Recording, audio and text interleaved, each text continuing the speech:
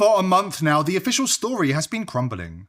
The official narrative around the Charlie Kirk assassination has never added up, and tonight it completely falls apart. Because newly surfaced Google data reveals that key players involved in the attack were quietly being tracked in the days and weeks leading up to it. Literally 0 people in the world were monitoring these people, except roughly 100 specific, traceable IP addresses in Washington, D.C., and roughly 100 in Israel. What they were looking for and who paints a chilling picture of coordination. Names that nobody in Israel should have been interested in. One of them, Tyler Robinson, a college dropout, a complete nobody, with no political connections and no reason to be on Israel's radar. Yet somehow he was. The timing, the precision, the locations, none of it can be explained away. You're looking at a cover story unraveling in real time. Today's video is brought to you by VP.net, the only VPN I trust to protect my privacy from the deep state. VP.net is built to block deep state actors from spying on you. Their military-grade hardware is impenetrable. Signing up to them also really helps to keep my show on the air. Please visit vp.net/TPV to find out more. The FBI's official narrative? A lone gunman, a random act of political violence, case closed. But now, digital evidence is surfacing that paints a very different picture of the assassination. In the months leading up to the assassination, a pattern of online activity began, unusual, specific, and beyond suspicious. Researchers tracing Google Analytics logs uncovered unique Israeli and Washington, D.C. IP addresses, making targeted searches for key people and places that would later be involved in the false flag. Names nobody outside Utah would even know existed. These unique IP addresses made coordinated searches for Timpanogos Regional Hospital, the medical center Charlie Kirk was taken to by Turning Point USA, despite the fact it wasn't the closest hospital. These unique IP addresses also made searches for the very surgeons who would later be called in to operate on Kirk, for Utah medical examiner Deidre Amaro. They even searched for Josh Hammer. I wonder who the medical examiner is in Utah, because it appears to me, based on everything I've looked at, that Charlie Kirk may not have had an autopsy, which I find shocking. Shocking. Because an autopsy could give you a lot of things, such as what angle did the bullet come in? Where did the bullet go? What type of bullet was it? What damages were done to the organs? Were there any other injuries? And this is going to come up in a minute. Were there any other injuries anywhere else in the body? And so I wondered who the medical examiner was there in Utah. And I looked her up. She's a woman named Deidre Amaro. And she was looked up, but this time not in the District of Columbia, but in Israel, which I thought was very strange. June 30th of 2025. In Israel. June 30th, 2025, an IP address originating in Israel. Again, we talked last week about the ways IP addresses can end up somewhere. But Deidre Amaro, the medical examiner there in Utah, somebody with an IP address originating in Israel decided they were very interested in Deidre Amaro. And lest you think I didn't check, the reason I'm not showing you others, go to the District of Columbia, for example, not there.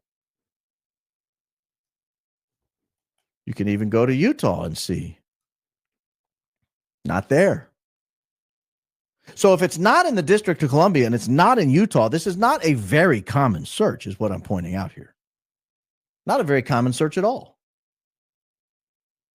But there it was in Israel. So I thought, that's weird. That's weird. Israel wasn't only monitoring the Utah medical examiner, they were searching for information on all of the general and emergency surgeons at the hospital Charlie Kirk was going to be taken to. All right. This one gets a little deep. This one, if you have a 5-point safety harness in your seat, you might want to go ahead and fasten it. You will have full access to your entire seat. You will only need the front edge for this one. I was very curious when the Talking Points USA spokesperson came out and said they had spoken to the surgeon, but didn't give the surgeon's name. So I thought, who's the surgeon?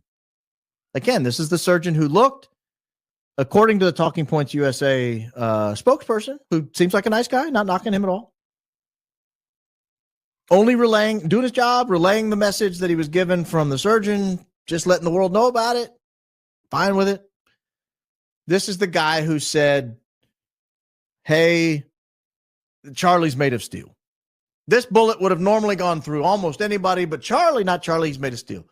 But he didn't give the surgeon's name. And again, remember, Deidre Mora, they didn't do an autopsy, I don't think. At least that's the news on the street. They didn't do an autopsy. So I go and I get a list of all the surgeons I can find at the Orem branch of Timpanogos Regional Hospital. And I think, could anyone have looked up any of these people? The first surgeon I could find was a guy named Stephen Nealman. Stephen Nealman. Remember that date, July 20. This is July 18th. This is July 18th. Stephen Nealman. July 18th, 2025. This was out of our friends on the other side of the planet over there. Very curious about the surgeons in Utah, you'll find out. I go to the next one I could find, Robert Patterson. I found a lot, so I added an MD to it. Robert Patterson, MD, July 23 and 24. This may have been the only one that was searched twice, 2 days in a row. July 23 and 24, Robert Patterson, MD. Again, I just find online a list of surgeons at Timpanogos. I eliminate people like the breast reconstruction surgeons because I didn't think that was necessary to look up. Actually, I might have looked up one of them. But I found the general surgeons, the emergency surgeons, all the people who minor surgery. I looked them all up. I go to the next one, Lee Trotter. Has anyone looked up Lee Trotter? Again, notice the date. Notice the date. This is right in that July 20 area, that July 20 timeline. Someone with an IP address originating in Israel, looking up surgeon Lee Trotter, near about that same July 20 time period. Are there other surgeons in the area? Yeah, as a matter of fact, there is. There's a guy named Lee Patterson. So I look up Lee Patterson. Notice the date, July 19th. Somebody with an IP address originating in Israel in the week of July 20, that week on either side of July 20, was very interested in all the people who practice surgery at Timpanogos Regional Hospital in Orem, Utah. If I'm the state police, if I'm the FBI, I have real concerns that my surgeons are being searched within a very narrow time window, like 7 to 10 days of each other. And I want to know, is it the same IP address looking at all of them? Because I want to know who the hell is so curious about my surgeons in my local hospital. If I'm the FBI, I might ask, is this related to an assassination where they rushed the body there and there was a surgeon that declared Charlie Kirk a Superman and claims he found the bullet and then signed the death certificate and there was no autopsy? And people may have been searching these surgeons? And if that wasn't damning enough, wait for this. The same Israeli IP didn't stop at hospitals, surgeons and Josh Hammer. It's also searched for Tyler Robinson. Almost 100 people in Israel searched for information about Tyler Robinson on the same day. A total unknown. Someone with no public profile, no political ties. Nobody that anyone in Israel should have even heard of, let alone been searching for.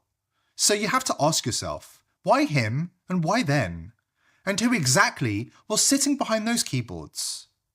The Charlie Kirk false flag is cracking open, and each new piece of data makes the story more disturbing.